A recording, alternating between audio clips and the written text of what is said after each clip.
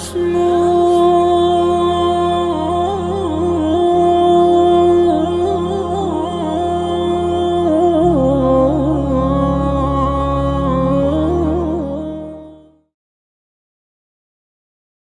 الشیطان الرجیم بسم اللہ الرحمن الرحیم۔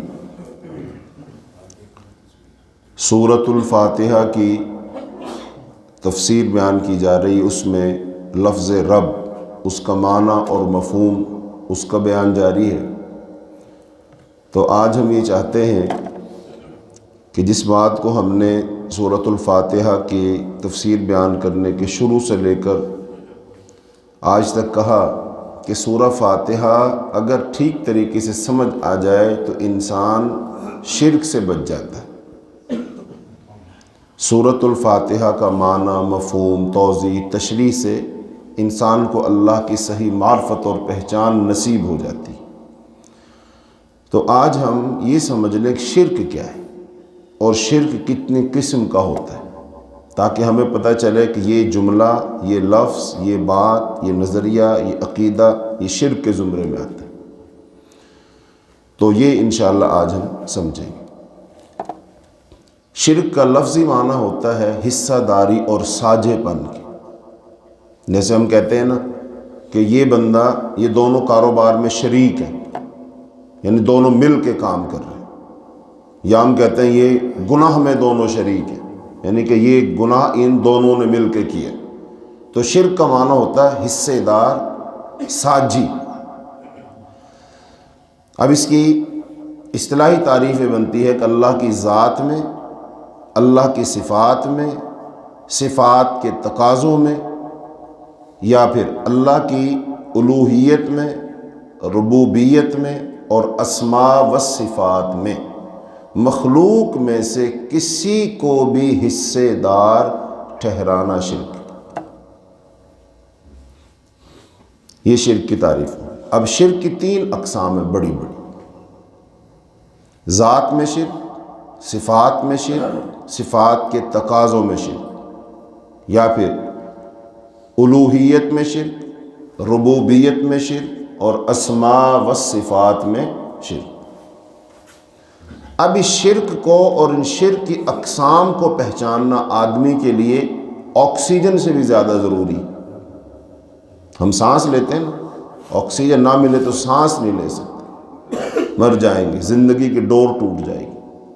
جیسے آکسیجن سانس کے لیے ضروری ہے نا، ایسے ہی انسان کے لیے اس شرک کی پہچان ضروری ہے، چونکہ شرک کو پہچانے بغیر گزارا بالکل نہیں ہو سکتا۔ اور اگر کوئی شخص شرک کو نہیں پہچانے گا اور شرک کر لے گا تو میرے عزیزو، اس کی دنیا تو شاید تباہ نہ ہو لیکن اس کی آخرت تباہ ہو جائے، اور جس کی آخرت تباہ ہو گئی وہ تو ناکام ہو گیا۔ ذات میں شرک کیا ہے؟ کہ اللہ کی ذات میں کسی کو حصے دار بنانا۔ اب حصے دار 2 طریقے سے بن سکتا ہے، یا تو کہا جائے اس کا کوئی باپ ہے، یا کہا جائے اس کی کوئی اولاد ہے، چونکہ اولاد باپ کا حصہ ہوتی ہے۔ جیسے یہ شرک بہت سارے لوگوں نے کیا ہے ماضی میں، لیکن 2 کا اللہ نے خاص طور پر نام لیا ہے، ایک یہودیوں کا اور عیسائیوں کا۔ یہودیوں نے کیا کہا؟ عزیر علیہ السلام اللہ کے بیٹے ہیں۔ عیسائیوں نے کیا کہا؟ عیسیٰ علیہ السلام اللہ کے بیٹے ہیں۔ یہ شرک ہوا، اور یہ شرک کون سا ہے؟ یہ صفات میں شرک نہیں ہے، صفات کے تقاضوں میں شرک نہیں ہے، یہ ہے ذات میں شرک۔ اگر اب ہم یہ کہیں نا مختصراً کہ پچھلی قومیں جو گزری ہیں ان میں سے کسی نے شرک کیا ذات میں، کسی نے شرک کیا صفات میں، کسی نے شرک کیا صفات کے تقاضوں میں، لیکن ہم مسلمان اس وقت ہمارے اندر تینوں قسم کا شرک بیک وقت موجود ہے، بیک وقت موجود ہے، صرف الفاظ کا ہیر پھیر ہے۔ الفاظ سے کیا بنتا ہے؟ ہم لیتے ہیں مفہوم، عقیدہ، نظریہ۔ اگر وہ ہے تو پھر وہ شرک ہے۔ مثال کے طور پر یہ پہلی قسم ہو گئی۔ دوسری قسم ہم بتا دیں، پھر ایک ایک مثال لے کے جائزہ لیں گے۔ یہ ذات میں شرک کی مثال ہے کہ اللہ کا کوئی حصے دار نہیں ہے، اللہ کسی سے نہیں بنا، اللہ سے کوئی نہیں بنا، اللہ کی کوئی اولاد نہیں، اللہ کا کوئی ماں باپ نہیں، اور اس کی اللہ پاک نے ایک مختصر صورت میں نفی کی ہے، اور اس کا نام ہے سورہ اخلاص۔ اس میں اس چیز کی نفی ہے کہ اللہ کی ذات میں کوئی شریک نہیں۔ قل هو اللہ احد اللہ الصمد لم یلد ولم یولد ولم یکن لہ کفوا احد۔ ایک بات۔ دوسرا ہے صفات میں شرک، کہ جو اللہ کی صفات ہیں وہ کسی اور مخلوق میں صفات نہیں ہے۔ مخلوق اللہ جیسی نہیں ہو سکتی۔ مثال کے طور پر اللہ کا علم ہے، اللہ کی قدرت ہے، اللہ کا اختیار ہے، یہ اللہ کی صفات ہے۔ اب جیسا اللہ کو علم ہے، کیا ویسا علم کسی اور کو ہو سکتا ہے؟ اگر تو ہم مانے ہو سکتا ہے، پھر اس کا مطلب ہم نے صفات میں شرک کر دی ہے۔ مثال کے طور پہ غیب کون جانتا ہے؟ اللہ جانتا ہے، اور اللہ نے فرمایا لا يعلم الغیب الا اللہ، اللہ کے سوا کوئی غیب نہیں جانتا۔ اللہ تعالیٰ نے خاص طور پر قرآن پاک میں سورہ انعام کی آیت نمبر 50 میں رسول اللہ صلی اللہ علیہ وسلم سے کہلوایا، کل آپ کہہ دیجئے نہ تو میرے پاس خزانے ہیں، نہ میں غیب جانتا ہوں، نہ میں فرشتہ ہوں۔ تین باتوں کا خاص طور پر اللہ نے کہلوایا کہ آپ کہیں۔ اب اگر کوئی کہے آپ غیب جانتے ہیں تو اس کا مطلب یہ اللہ کی صفت ہے، تو ہم نے صفات میں شریک کر دی۔ اللہ پاک ہر جگہ اپنے علم اور قدرت کے لحاظ سے موجود ہے۔ کس کے لحاظ سے؟ ذات کے لحاظ سے عرش پر ہے۔ اچھا، اب ہر جگہ اپنے علم اور قدرت کے لحاظ سے ہم رسول اللہ صلی اللہ علیہ وسلم کے بارے میں بعض لوگ کہتے ہیں آپ ہر جگہ حاضر و ناظر ہیں، تو اب یہ کون سا شرک ہے؟ یہ صفات کا شرک ہے۔ تیسری قسم پہ آ جائیے، صفات کے تقاضوں میں شرک۔ اب جیسی صفات اللہ کی ہے نا، ان صفات کا مطالبہ یہ ہے، تقاضا یہ ہے کہ ہم تمام قسم کے عبادات اللہ کے لیے کریں۔ نماز، روزہ، حج، زکوٰۃ، قیام، رکوع، سجدہ، نظر، نیاز، امید، محبت، خوف، یہ ساری چیزیں عبادات ہیں یہ، اور عبادت صرف اللہ کا ہے۔ تو اس کا مطلب یہ تین قسم کا شرک۔ توحید بھی تین قسم کی، ذات میں توحید، صفات میں توحید، صفات کے تقاضوں میں توحید۔ شرک بھی تین قسم کا ہے، ذات میں شرک، صفات میں شرک، صفات کے تقاضوں میں شرک۔ تو اب ہمارے اندر تینوں قسم کا شرک موجود ہے۔ ہیر پھیر الفاظ ہیں۔ اب مثال کے طور پر ہم سمجھ رہے ہیں نا رب، تو ربوبیت میں لوگ شرک کرتے ہیں۔ رب کے معنی ہم نے تین سمجھے نا۔ ایک کیا سمجھا تھا؟ تبلیغ الشیء الی کمالہ تدریجا، کسی چیز کو اس کی ابتدا سے آہستہ آہستہ درجہ بدرجہ اس کے کمال تک پہنچانا۔ پھر اللہ کیا ہے؟ رب کا معنی ایک سید، سردار، جس کا حکم چلتا ہو اور جس کے حکم کی کوئی نافرمانی نہ کرتا ہو۔ اور تیسرا مالک، اللہ مالک الملک۔ تین ہے نا۔ اچھا، اب اس میں سے ایک آ جائیے، پیدا کرنا کس کا صفت ہے؟ جو رب ہے نا وہ پیدا کرتا ہے۔ اب اگر ہم کسی اور کے بارے میں عقیدہ رکھیں فلاں پیدا کرتا ہے، فلاں بیٹے دیتا ہے، فلاں بیٹیاں دیتا ہے، کچھ ہی کہو تو یہ شرک ہے۔ اور کون سا شرک ہے؟ ربوبیت میں شرک ہے نا، صفات میں شرک ہے، اور یہ شرک ہے۔ ہم کہتے ہیں فلاں عرس آ رہا ہے، بارش ہو جائے گی، نہیں بھائی، فلاں سرکار دیکھ رہی ہے، فلاں سن رہی ہے، اب رسول اللہ صلی اللہ علیہ وسلم کیا ہر جگہ سنتے ہیں؟ ایک وقت میں سارے جہان کے لوگ، ساری مخلوق اپنی زبان میں اللہ کو پکارے، اللہ سب کی پکار سنتا ہے اور سب کی پکار کے جواب دیتا ہے۔ یہ اللہ کی صفت ہے۔ اب رسول اللہ صلی اللہ علیہ وسلم عربی تھے، آپ کو عربی زبان آتی تھی اور کوئی زبان نہیں آتی تھی، عربی آتی۔ اچھا، اب ایک بندہ پشتو میں، پنجابی میں، بلوچی میں، سندھی میں، چائنیز میں، جیپنیز میں، فرینچ میں، انگلش میں، ساری دنیا سے رسول اللہ صلی اللہ علیہ وسلم کو پکار رہے ہیں۔ ایک ہی وقت میں کیا آپ سب کی سن سکتے ہیں؟ لیکن ہمارے ہاں تو یہ حضور حاضر و ناظر، آپ دیکھ بھی رہے ہیں، ہر جگہ موجود بھی۔ بھئی اللہ کی صفت، یہ کون سا شرک ہو جائے گا؟ صفات میں شرک ہو جائے گا، صفات کے تقاضوں میں شرک۔ ساری کی ساری عبادات اللہ کے لیے۔ دعا مانگنا کیا ہے؟ عبادت، تو یہ کس کے لیے ہوگی؟ اللہ کے لیے ہوگی۔ نظر نیاز دینا عبادت ہے، کس کے لیے ہوگی؟ اللہ کے لیے ہوگی۔ اب اگر کوئی شخص کسی اور کے لیے نظر دے، نیاز دے، اس کا نام لے، یہ شرک ہوگا۔ کون سا شرک ہوگا؟ عبادت میں یا صفات کے تقاضوں میں۔ تو لوگ، اب آپ اس چیز کو سمجھ کر کے جائزہ لیجیے۔ میرے بھائیوں، ذات میں بھی شرک ہو رہا ہے۔ کیسے؟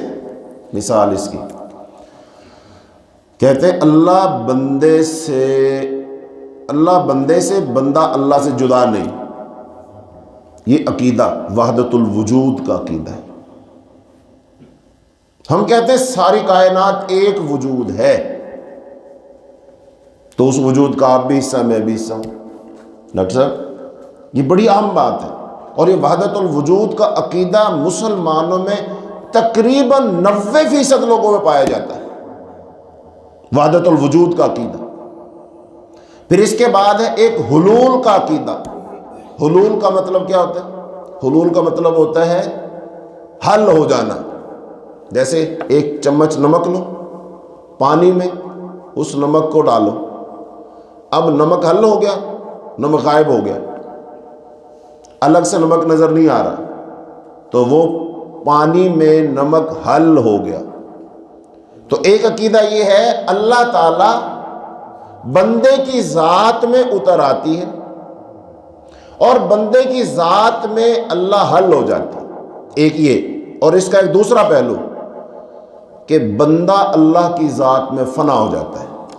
لفظ بولتے ہیں فنا فی اللہ، فنا فی اللہ، واصل باللہ، واصل میں مل جانا، واصل بحق، حق اللہ تعالیٰ ہے، حق کے ساتھ مل جانا، اللہ کے ساتھ مل جانا، اللہ کی ذات میں فنا ہو جانا۔ جیسے پانی ہونا الگ، اس کو سمندر میں ڈال دو تو وہ قطرہ سمندر میں گر کر سمندر ہو گیا، ایسے بندہ قطرہ ہے اور اللہ کی ذات سمندر ہے، تو یہ بندہ اللہ کی ذات میں گر کر حل ہو گیا، سمندر بن گیا۔ ذرہ الگ ہے، ریگستان میں مل جائے گا، ذرہ ریگستان بن جائے گا۔ کرن، سورج، کرن سورج سے ملے گی، سورج بن جائے گی۔ یہ حلول کا عقیدہ ہے، اللہ بندے میں اتر آتا۔ اس لیے کہتے ہیں نا، مسجد ٹا دے، مندر ٹا دے جو کچھ ٹہندا۔ اور اگلا مصرع مجھے ٹھیک سے یاد نہیں ہے، کہتے ہیں دلوں کو مت ڈھانا چونکہ دلوں میں اللہ رہتا ہے۔ تو یہ کیا ہے؟ دل میں، کہتے ہیں اللہ کہیں نہیں سما سکتا لیکن بندہ مومن کے دل میں سما جاتا ہے۔ یہ جملے بڑے اچھے لگتے ہیں، معروف ہیں، لوگ بول رہے ہیں، نہیں، اللہ کسی کے دل میں نہیں آتا۔ اللہ اپنے عرش پر ہے، اپنی ذات کے لحاظ سے، ہاں اپنے علم قدرت کے لحاظ سے ہر جگہ۔ نحن اقرب الیہ من حبل الورید، اللہ فرماتے ہیں میں تمہاری شاہ رگ سے بھی زیادہ قریب۔ وہ کیسے ہے؟ اپنے علم اور اپنی قدرت کے، ذات کے لحاظ سے کہاں ہے؟ عرش پر۔ اب یہ سارے کا سارا شرک ہے، اور ہمارے اندر یہ ربوبیت میں اتنا شرک ہے جس کا حساب نہیں.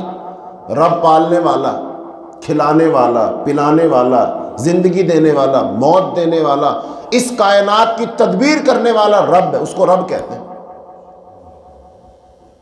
تو ہمارے تو نام ہی بڑے عجیب عجیب ہوتے ہیں. پیراں دتا، غوث علی، غلام دستگیر، داتا، غوث اعظم، گنج بخش. اب یہ جو شعر لکھا ہو بڑا مشہور، جب بھی علی بن عثمان حجویری کا عرس جب آتا ہے، وہ کیلنڈر چھپتا ہے، اس کے اوپر ایک شعر لکھا ہوتا ہے. وہ کیا ہوتا ہے؟ گنج بخش فیض عالم مظہر نور خدا، ناقصاں را پیر کامل کاملاں را رہنما. کیا مطلب بنتا ہے اس کا؟ گنج بخش خزانے بخشنے والا، گنج کہتے ہیں خزانے کو، مظہر نور خدا یعنی کہ جس کے ذریعے اللہ کا نور ظاہر ہوا، جس کے ذریعے اللہ ظاہر ہوا. یعنی کہ پھر حقیقت میں علی بن عثمان حجویری انسان نہیں تھا، وہ انسانی قالب میں تھا، لیکن تھا وہ اللہ. تو اب یہ کیا ہے؟ اللہ آ گیا. منصور الحلاج ایک شخص ہے تاریخ میں، 4 صدی ہجری کا، منصور الحلاج. اس نے کہا تھا انا الحق، میں اللہ ہوں، میں اللہ ہوں. اس نے صاف کہا میں اللہ ہوں. تو اللہ نے اس وقت کی جو صحیح العقیدہ لوگ تھے ان کو توفیق دی، اس کو بلایا، اس سے کہا یہ بات تو نے غلطی سے کہی ہے کہ جان بوجھ کر کہی ہے؟ اگر تو نے جان بوجھ کر کیا تو اسے توبہ کرتا ہے؟ تو نے کہا میں اللہ ہوں. اس نے کہا نہیں، قائم رہا. انہوں نے چڑھا دیا، پھر اس کو سولی، وہ مر گیا مردود. لیکن آج تک وہ آپ کی اسلامی تاریخ میں اور عقیدے میں زندہ ہے. اس کو 90% مسلمان منصور الحلاج کو مانتے ہیں.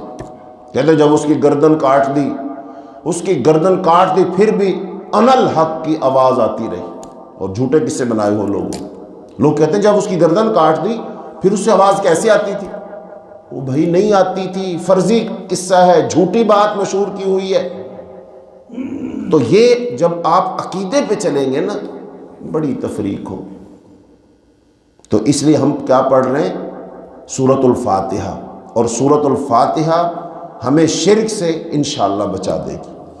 سورۃ الفاتحہ کا صحیح فہم ہمیں شرک سے پاک اور صاف کر دے گا، اللہ کا صحیح تعارف کروا دے گا. اس میں سے ہم پڑھ رہے ہیں لفظ رب، رب العالمین. رب کا معنی پالنے والا، تربیت کرنے والا، ہوائیں چلانے والا، بارشیں برسانے والا، اولاد دینے والا، زندگی دینے والا، موت دینے والا. اس کائنات کا سارا ٹوٹل نظام جو چلاتا وہ رب، یہ ربوبیت کے اندر آتا ہے. تو اس کا مطلب جب ہم اللہ کو تسلیم کر لیں گے پھر ہم کسی کو نہیں مانتے. ہاں انسان ہونے کے ناطے سے سب کا احترام کرو، اچھے کی اچھائی تسلیم کرو، برے کی برائی کو برائی کرو. تو اس لیے بھائی آج ہم نے کیا سمجھا؟ شرک کیا؟ شرک لفظی معنی کیا ہے؟ حصے داری اور ساجھے پن، کسی کو شریک کرنا. شرک کی کتنی اقسام ہیں؟ 3. ذات میں شرک، صفات میں شرک، صفات کے تقاضوں میں شرک. ذات میں شرک کیا ہے؟ کہ اللہ تعالیٰ کی ذات کا کسی کو حصہ بنا دینا. صفات میں شرک کیا ہے؟ جو اللہ کی صفات ہے، مثلا اللہ دینے والا اللہ ہے تو داتا صرف اللہ ہے، کوئی اور داتا نہیں ہے. گنج بخش خزانے بخشنا یہ اللہ کا کام ہے، کوئی اور گنج بخش نہیں ہے. غوث اعظم، غوث کا مطلب مدد، تو غوث اعظم کا مطلب سب سے بڑا مدد کرنے والا، تو سب سے بڑا مدد کرنے والا اللہ ہے اور کوئی نہیں ہے. تو یہ اللہ تعالیٰ کی صفات. تو صفات میں کوئی شریک نہیں. اللہ تعالیٰ علم قدرت کے لحاظ سے ہر جگہ، اللہ تعالیٰ ایک وقت میں سب کی سنتا ہے، اللہ سب کو دیکھتا ہے، سب کی سنتا ہے. یہ اللہ کی صفت ہے، ہم کسی اور کو نہ نبیوں کو دے سکتے ہیں، نہ فرشتوں کو دے سکتے ہیں، نہ جنوں کو دے سکتے ہیں، نہ ولیوں کو دے سکتے ہیں، نہ صدیقین شہداء کو دے سکتے ہیں، کسی کو نہیں دے سکتے۔ اگر دیں گے تو یہ وہ صفات ہیں کہ جو صفات ذات میں شرک ہے، صفات کے تقاضوں میں شرک ہے، عبادت کا حق اللہ کا ہے، تو لہذا ساری کی ساری عبادات جتنی اقسام کی ہیں وہ کس کے لیے ہونی چاہیے؟ اللہ کے لیے۔ کوئی عبادت کسی کے لیے نہیں ہونی چاہیے، اگر کریں گے تو وہ شرک ہو جائے گا۔ اللہ تعالی ہمیں عقیدہ توحید کو سمجھنے کی توفیق عطا فرمائے۔ اللہ تعالیٰ سورہ فاتحہ کی تفسیر کے ضمن میں اللہ ہمیں اپنا صحیح تعارف اور پہچان عطا فرمائے۔ اللہ ہمیں، ہماری اولادوں کو، ہمارے ماں باپ، رشتہ داروں کو، اللہ سارے مسلمانوں کو شرک سے محفوظ رکھے، اللہ توحید پر قائم رکھے، اللہ توحید پر زندہ رکھے، اللہ توحید پر موت عطا فرمائے۔ وآخر دعوانا الحمد للہ رب العالمین۔